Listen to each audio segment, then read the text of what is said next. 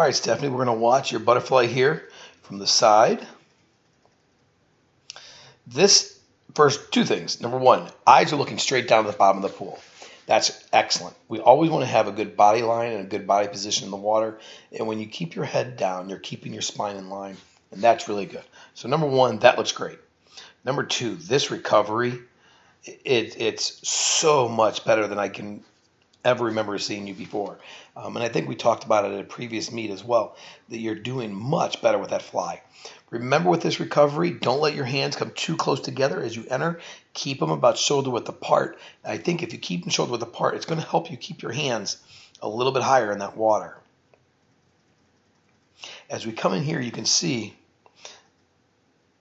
this is where we want you stopping. Not only do we want you stopping here, but this is where we want you doing your pull. Okay? Your hands right here are shoulder width. That looks great. But as we go through, we kind of see that those wrists come together, those hands come together, and that's kind of forcing you down a little bit. Nice recovery.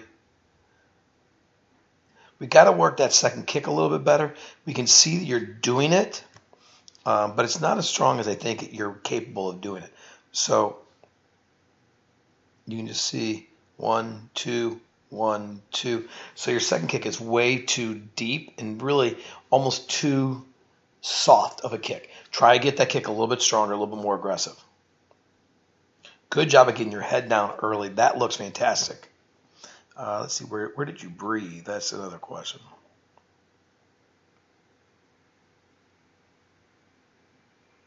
Good. So you're breathing pretty early, which is good. You want to make sure you're breathing within that first 25%. You're probably closer to half. Maybe you're breathing a little bit later than I realized. So let's work on getting that breathing a little bit earlier. But you do a great job of getting your head down. Again, nice recovery across the water. Just don't enter with those hands quite so close together. Good kick. Good kick.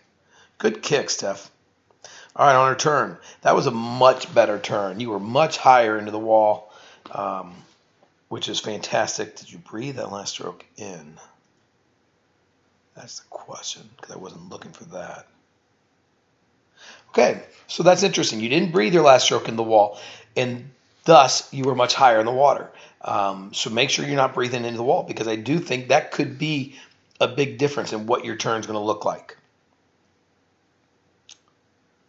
You do such a great job of transitioning one direction to the next. I don't see you pulling your head out too much. Now, it's interesting that your eyes are more focused there. When I remember the above water butterfly, you were doing a great job of watching your hands. So make sure you're a little bit more consistent and always think about where your head placement is and where it needs to be. As you start to drop off that wall, you do a great job of bending that elbow. That's going to help you get into a nice tight streamline. And as I like to say, knife through that water, because that's really what you're doing. You're trying to knife through as cleanly as you can.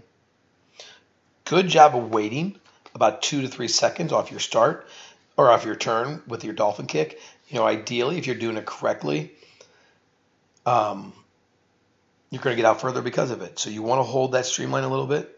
3. So we got about 3 dolphin kicks. So you're, again, almost a body length full past the flags. Your feet are a little bit behind it, but we're breathing that first stroke off that turn, off that kick. Don't breathe the first stroke.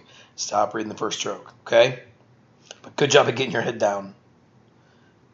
Stephanie, your kick does look pretty good. I do think it can get a little bit stronger, and it's more your second kick because your first kick is perfect. So well done, Stephanie. Keep it up.